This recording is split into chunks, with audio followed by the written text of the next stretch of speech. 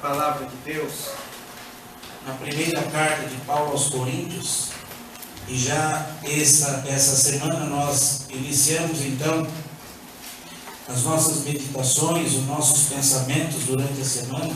Seja louvado, seja levado a leituras na Bíblia que nos faz recordar sobre os momentos cruciais do ministério de Cristo Jesus. Observando aquela última semana para Jesus Cristo, um momento tão crucial, tá? E por isso que a cruz é um dos símbolos, é o símbolo mais significativo para toda a humanidade. A cruz é o símbolo para aqueles que não creem, de vergonha, de afronta, mas para nós é símbolo de vida, é símbolo da nossa vida com Cristo Jesus. E por isso que o apóstolo Paulo sempre fazia questão de frisar que ele se gloriava na cruz de Cristo Jesus. Vamos observar a primeira carta de Paulo aos Coríntios, capítulo 1. É um pouco longa a leitura, mas vale a pena nós observarmos essa leitura, todo o capítulo. A palavra de Deus diz assim para nós: Paulo, chamado pela vontade de Deus para ser apóstolo de Jesus Cristo, e o irmão Sóstenes, a igreja de Deus que está em Corinto, aos santificados em Cristo Jesus, chamados para ser santos, com todos os que em todo lugar invocam o nome do Senhor Jesus Cristo, Senhor deles e nosso. Graça a vós outros e paz da parte de Deus, o nosso Pai, e do Senhor Jesus Cristo. Sempre dou graças a meu Deus a vosso respeito, a propósito da sua graça que vos foi dada em Cristo Jesus, porque em tudo fostes enriquecidos nele, e em toda palavra e em todo conhecimento. Assim como o testemunho de Cristo tem sido confirmado em vós, de maneira que não vos falte nenhum dom, aguardando vós a revelação de nosso Senhor Jesus Cristo, o qual também vos confirmará até o fim, para serdes irrepreensíveis no dia de nosso Senhor Jesus Cristo. Fiel é Deus, pela qual fostes chamados à comunhão de seu Filho Jesus Cristo, nosso Senhor. Rogo-vos, irmãos, pelo nome de nosso Senhor Jesus Cristo, que faleis todos a mesma coisa, e que não haja entre vós divisões. Antes sejais inteiramente unidos na mesma disposição mental e no mesmo parecer. Pois a vosso respeito, meus irmãos, fui informado pelos da casa de Cloé de que há contendas entre vós. Refiro-me ao fato de que cada um de vós dizer: eu sou de Paulo, eu de Apolo, eu de Cefas e eu de Cristo. Acaso Cristo está dividido? Foi Paulo crucificado em favor de vós? Ou fostes porventura batizados em nome de Paulo? Dou graças a Deus, porque a nenhum de vós batizei, exceto Crispo e Gaio, para que ninguém diga que fostes batizados em meu nome. Batizei também a casa de Estéfanas. Além desses, não me lembro se batizei algum outro, porque não me enviou Cristo para batizar, mas para pregar o Evangelho, não com sabedoria de palavra, para que se não anule a cruz de Cristo. Certamente a palavra da cruz é loucura para os que se perdem, mas para nós que somos salvos, poder de Deus. Pois está escrito: destruirei a sabedoria dos sábios e aniquilarei a inteligência dos instruídos. Onde está o sábio? O escriba?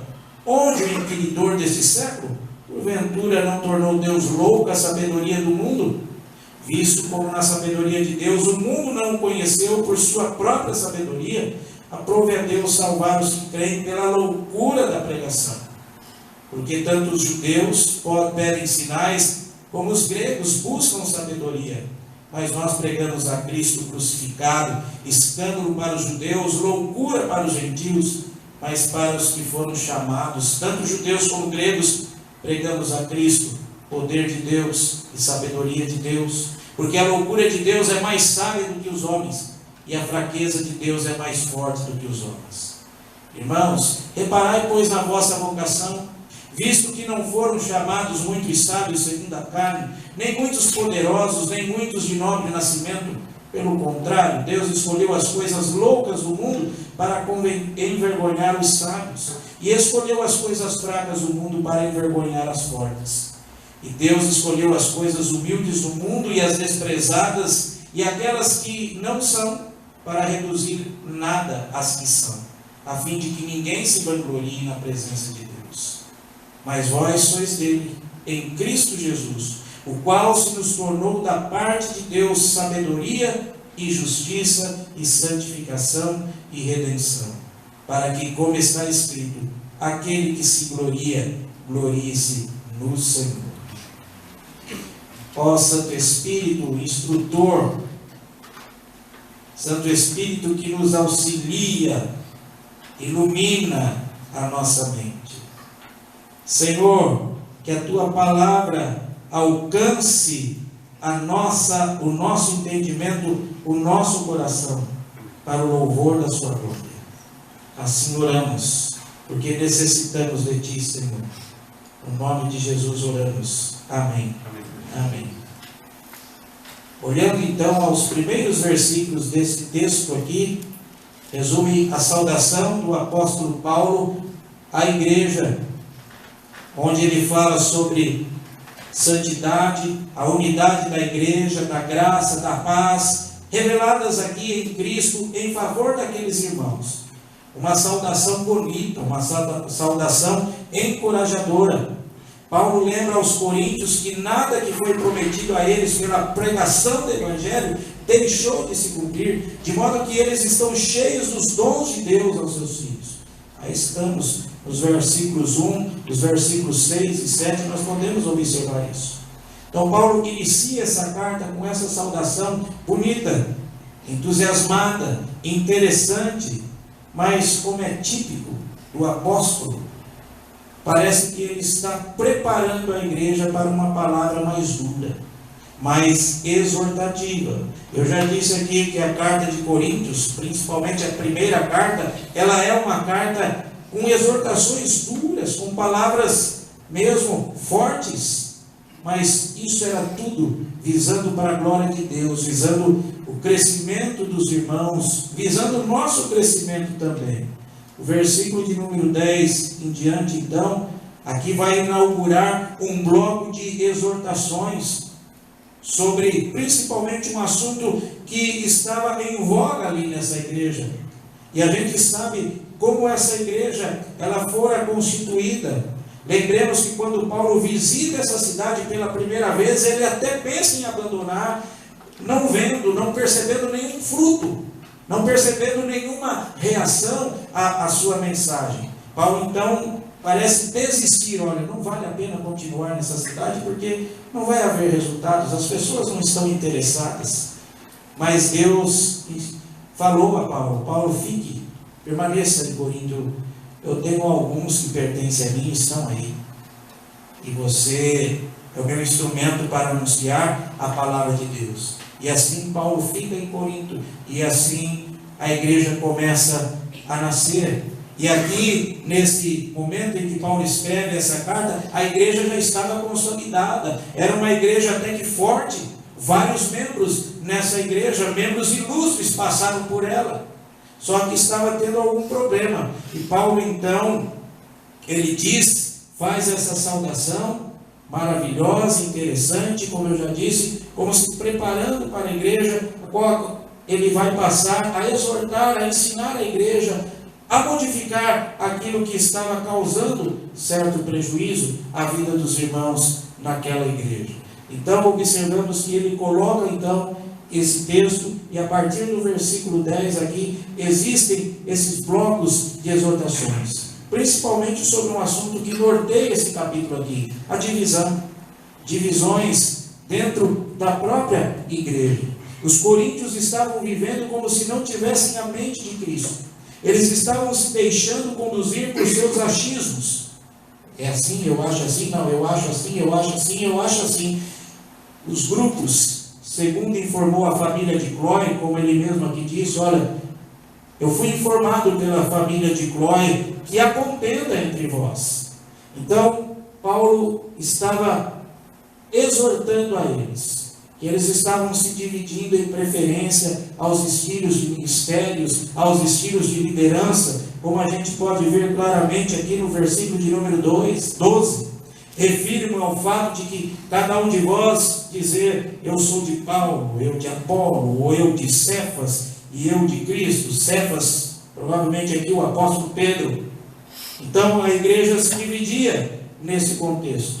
Mas o apóstolo Paulo, ele apresentou o problema como também apresentou as soluções. Ele aponta, ele vê, o problema é esse, mas há solução. Cristãos, Paulo diz, nós somos chamados para trabalhar em parceria com Cristo Jesus. Olha aí o versículo 9. Fiel é Deus, pela qual fostes chamados à comunhão de seu Filho Jesus Cristo, nosso Senhor. Então ele diz, nós cristãos somos chamados para uma parceria com Cristo. E isso não poderia ser negligenciado. Ninguém estava trabalhando ali para, como diz a linguagem popular, puxar a sardinha para o seu lado, mas há uma coisa em comum aqui. Os cristãos trabalham para a glória de Deus, formam uma equipe, o Senhor Jesus capacita. Então o apóstolo Paulo está dizendo isso para a igreja. O apóstolo se apressa a corrigir o erro do que estava acontecendo na igreja, de facções, e veja que isso vai desenvolver o seu argumento, que diz respeito à cruz de Cristo. A partir do versículo de número 17 a 31. Ele ensina que a glória da igreja, ela não está na sua sabedoria, nem no seu poder, ou nem no estrelato dos seus mais dignos representantes. Ele vai ensinar que a glória de Cristo, e a glória da igreja, está na cruz de Cristo. E ele usa dois argumentos que justificam a afirmação do apóstolo aqui. Então veja, aquela igreja era uma igreja fortalecida em certos aspectos. Ela era uma igreja até que de números de membros, e uma igreja importante ali. Uma igreja, como eu repito aqui, passou por ali ilustres pregadores. O apóstolo Paulo é um deles. Depois Cefas, provavelmente Pedro, não sabemos ao certo, mas alguns defendem que até o apóstolo Pedro ficou um tempo nessa igreja. E aqui o apóstolo então, ele diz para a igreja, olha, a glória da igreja, ela não está na sua sabedoria, ela não está no poder ou no estrelato dos seus dignos representantes, mas a glória da igreja, ela está na cruz de Cristo. E dois argumentos aqui podemos observar. O primeiro é que na cruz de Cristo Deus destrói o orgulho humano. E o segundo é que na cruz de Cristo Deus revela a sua glória. Dois argumentos aqui que estão embutidos nessas palavras do apóstolo Paulo. Em resumo, este argumento foi para mostrar que tudo quanto Deus fez por sua igreja, Ele o fez na cruz de Cristo. E que, portanto, era uma grande tolice os coríntios se dividirem em simpatias por Paulos, Apolos, ou Cefas, ou Pedros. Era tolice isso. Aprendamos nós também com esses ensinamentos. A glória da igreja, ela está na cruz de Cristo. E vamos ver de perto o primeiro motivo para tal afirmação aqui. Na cruz de Cristo, Deus destrói o orgulho humano. A gente observa o texto, olhando aqui a partir do versículo 25 até o 29, porque a loucura de Deus é mais sábia do que os homens, e a fraqueza de Deus é mais forte do que os homens. Irmãos, reparai, pois, na vossa vocação, visto que não foram chamados muitos sábios segundo a carne, nem muitos poderosos, nem muitos de nobres nascimento. Pelo contrário, Deus escolheu as coisas loucas do mundo para envergonhar os sábios, e escolheu as coisas fracas do mundo para envergonhar as fortes. E Deus escolheu as coisas humildes do mundo, e as desprezadas, e aquelas que não são, para reduzir a nada as que são, a fim de que ninguém se vanglorie na presença de Deus. Deus, através da cruz, faz com que o homem dê a mão à palmatória. Não há um filósofo que diz assim: só sei que nada sei. Essa é uma realidade simples e desconcertante. Diante da cruz, nós vemos a nossa impotência no sentido: quem somos nós? O que é o homem? O que é o ser humano? Deus na cruz destruiu a sabedoria dos sábios, aniquilou a inteligência dos entendidos. Os versos 19 aqui, e aqui no verso 19, ele cita o profeta Isaías.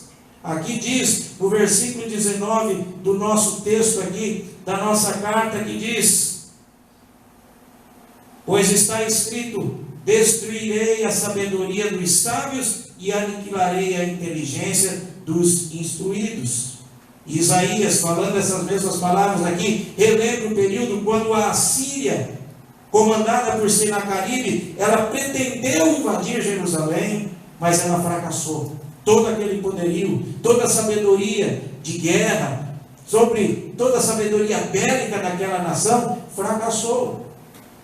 E aí nos mostra que nem sempre a sabedoria humana, ela resulta em sucesso. E falando em sucesso, Jesus ensinou que a vida eterna é essa: conhecer a Deus e ao seu Filho Jesus Cristo. E é exatamente nesse ponto que a sabedoria humana falha. Paulo diz que o mundo, pela sua sabedoria, não conheceu Deus. Olha aí o versículo de número 21. Visto como na sabedoria de Deus, o mundo não o conheceu por sua própria sabedoria. Como pode então o homem conhecer a Deus? O apóstolo então responde que somente através do crédito a esta mensagem absurdamente poderosa, a mensagem da cruz, mensagem poderosa. Diz o apóstolo Paulo que a sua pregação não constituiu em sabedoria de palavras. Versículo de número 17: porque não me enviou Cristo para batizar, mas para pregar o Evangelho, não com sabedoria de palavra, para que se não anule a cruz de Cristo, para que todos vissem que a sua mensagem, tão simples quanto a mensagem da cruz, convertia até os chamados sábios. O poder não estava na eloquência do pregador, nem na força dos seus argumentos, mas no conteúdo dessa mensagem, no conteúdo da mensagem da cruz. E desse modo não se tornava vã a cruz de Cristo Jesus. E Paulo continua o seu argumento. Imaginem, irmãos, o que causava na mente, principalmente dos gregos, tal afirmação que Paulo aqui passa a discorrer. O que causava na mente desse povo tal afirmação? Eles que eram apreciadores da oratória, eles que eram guiados pelo raciocínio lógico, eles que bebiam isso, como eles mesmos costumavam dizer: nós bebemos sabedoria. Imaginem essas palavras. Estavam tão dispostos a crer na cruz de Cristo, aqueles gregos ali, como nós estamos dispostos a crer no Papai Noel. E o Paulo diz: olha, é essa mensagem de poder, é essa mensagem aí, pura, simples, cristalina. Não é pelo poder da minha eloquência, da minha oratória, mas é o poder dessa mensagem, a cruz de Cristo Jesus, que alcança, que transforma, que chama, é irresistível. E o que se explica é que a nossa sabedoria não nos aproximou de Deus, e Deus chamou de loucura a mensagem da cruz. Nós a julgamos absurda, mas somente ela nos leva a Deus. E é por isso que Deus a chama de poder. É só essa mensagem. Outro argumento indicador da queda do orgulho humano está no fato de que na cruz de Cristo, Deus inverte os valores da força e fraqueza. Deus chama fraco o que nós julgamos forte, e Ele chama forte o que nós julgamos fraco. Aí os versos 22 em diante: porque tanto os judeus pedem sinais como os gregos buscam sabedoria, mas nós pregamos a Cristo crucificado, escândalo para os judeus, loucura para os gentios, mas para os que foram chamados, tanto judeus como gregos, pregamos a Cristo, poder de Deus e sabedoria de Deus, porque a loucura de Deus é mais sábia do que os homens, e a fraqueza de Deus mais forte do que os homens. De fato, Deus escolheu as coisas fracas para envergonhar os fortes, como diz a palavra. Então veja, irmãos, na cruz de Cristo, Deus destrói o orgulho humano. E Paulo estava exortando a igreja a refletir sobre esse aspecto, em dizer para a igreja: irmãos, vamos parar com essas questões e olharmos então para a mensagem da cruz, olharmos para a cruz de Cristo, e ali nós vamos ver de fato quem nós somos. Não há motivo para ninguém se orgulhar de nada. Há motivo, sim, de estarmos conscientes de que nós somos tão somente alvos da graça do nosso Senhor. Uma vez então que as possibilidades humanas foram reduzidas a nada, é hora de exaltar as absolutas possibilidades de Deus. Então nós vamos ver então o outro ponto. Na cruz de Cristo, Deus destrói o orgulho humano. Para aqueles que na igreja em Corinto estavam exaltando pessoas, enaltecendo pessoas, preferindo pessoas, Paulo vai dizer: olha, não somos absolutamente nada, a não ser que somos de fato alcançados pela graça do Senhor, e aquilo que nos faz pessoas pregadoras do Evangelho não é para nos enaltecer ou para ganharmos alguma vantagem, mas simplesmente é para glorificar ao Senhor. E olha então agora o apóstolo Paulo ensinando que na cruz de Cristo Deus revela a sua glória. Os versículos 30 a 31. Mas vós sois dele em Cristo Jesus, o qual se nos tornou da parte de Deus sabedoria e justiça e santificação e redenção, para que, como está escrito, aquele que se gloria, glorie-se no Senhor. A questão básica da humanidade é o seu afastamento de Deus e as consequências drásticas desse afastamento. Por maior que seja o avanço tecnológico e dos conhecimentos científicos, as capacidades potencializadas humanas serão insuficientes para sanar o problema. O que está em jogo é o relacionamento quebrado entre Deus e o homem. Isso é fruto do pecado. Nós temos falado disso pela manhã de domingo. E Deus mesmo então, irmãos, Ele decidiu o rumo da reconciliação. Ele tomou todas as providências cabíveis aqui para isso, para a reconciliação. O apóstolo Paulo diz que Deus, através da cruz, faz com que Cristo se constituísse para nós sabedoria, justiça, santificação e redenção. Sabedoria, no contexto bíblico, quer dizer fazer a coisa certa da maneira certa. Deus é chamado de sábio porque faz coisas certas da maneira certa.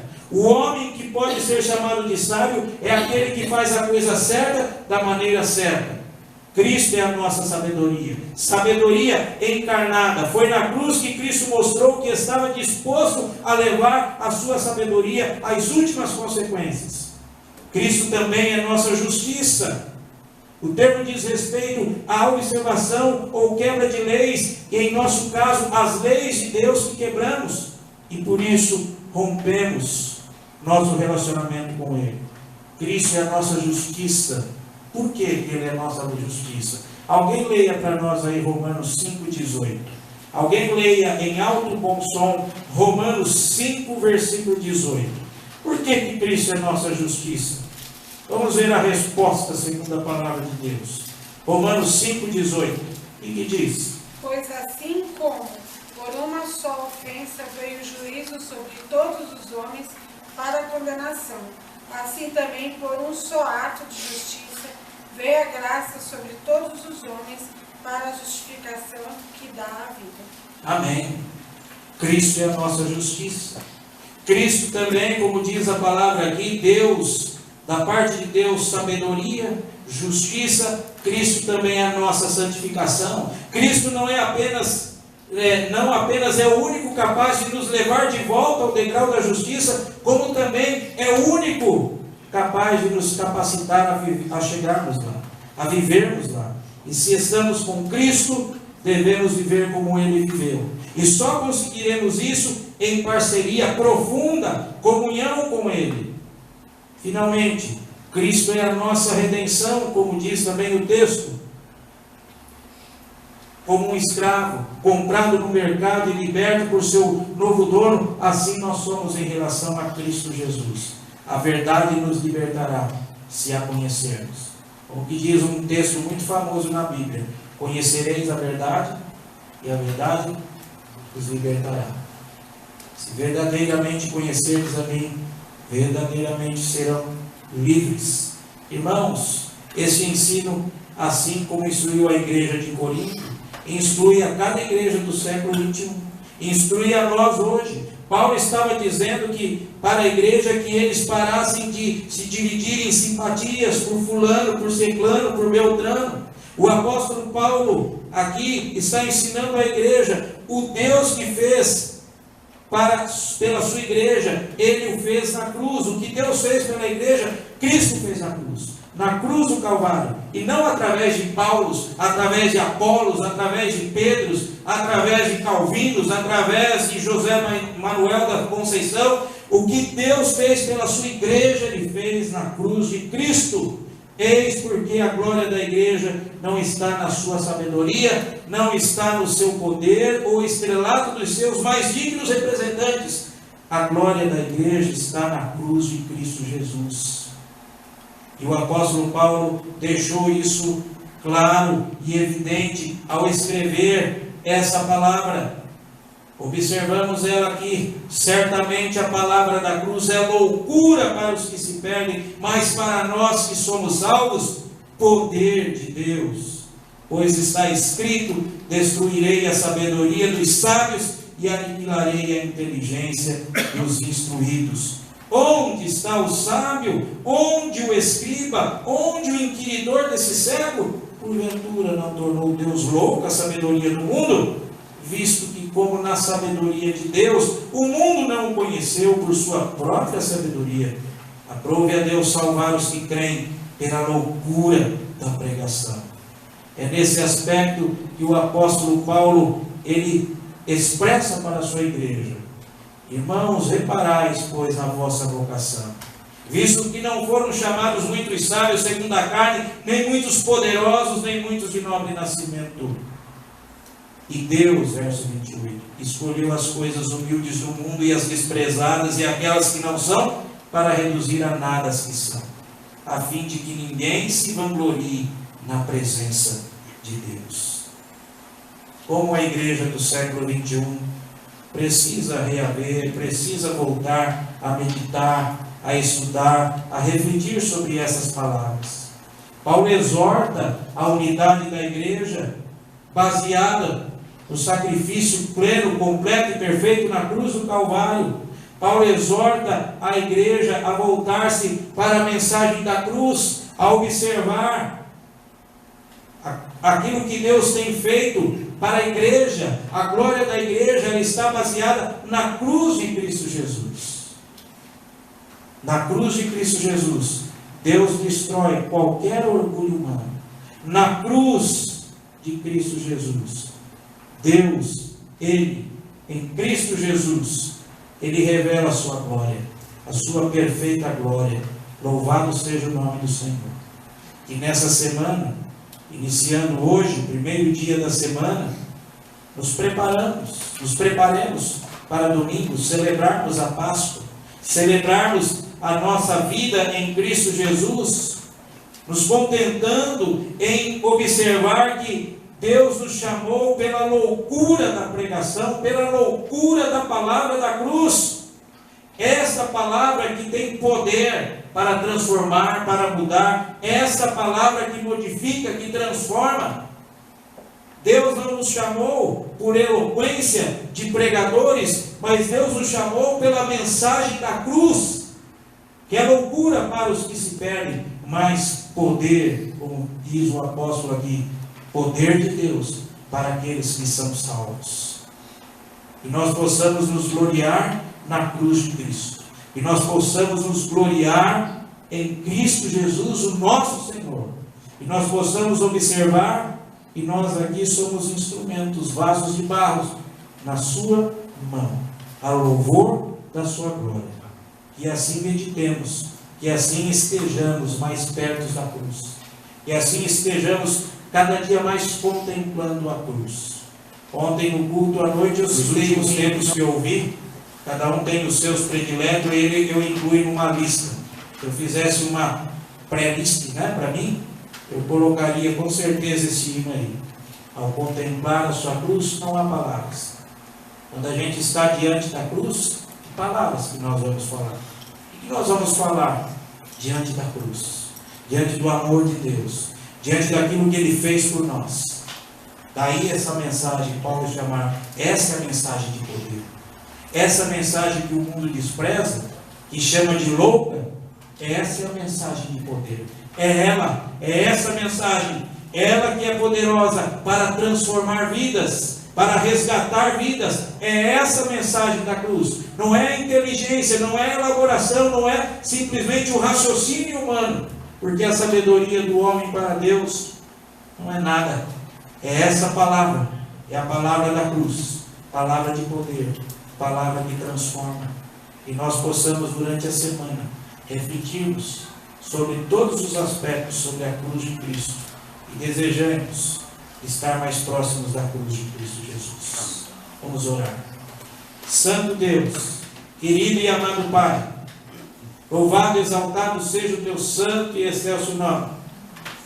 É muito interessante quando nós meditamos nesta carta de Paulo aos Coríntios, porque nós podemos dizer que é uma igreja como a nossa, no sentido de que não era uma igreja diferente como as igrejas do século XXI. Quantas coisas acontecendo ao mesmo tempo.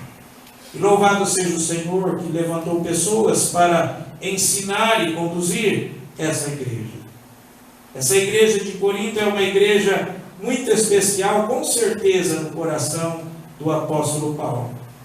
Embora fosse uma igreja que sempre demonstrou trazer muitos problemas, até mesmo para ele, mas ele nunca deixou de orar, de interceder, de chamar aqueles irmãos de santos, de chamar aqueles irmãos de povo eleito no Senhor. Paulo, ele escreve esta carta e com disposição o Senhor o capacita a exortar a igreja. Assim como o Senhor continua capacitando a nossa leitura, o nosso entendimento e entender o recado da sua parte, Senhor.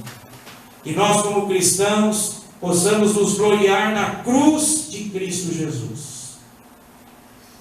A glória da igreja, como já falamos aqui, ela não está no seu poder, ela não está no seu mais nobre e ilustre representante. A glória da igreja, ela repousa tão somente na cruz de Cristo. O Senhor que é a cabeça da igreja, o Senhor que é o representante nosso diante de Deus. Senhor, cada dia mais pela sua palavra, sejamos exortados a caminharmos juntos, a trabalharmos em equipe para o louvor da sua glória, a trabalharmos, ó Deus, confirmados, ó Senhor, na força do seu poder.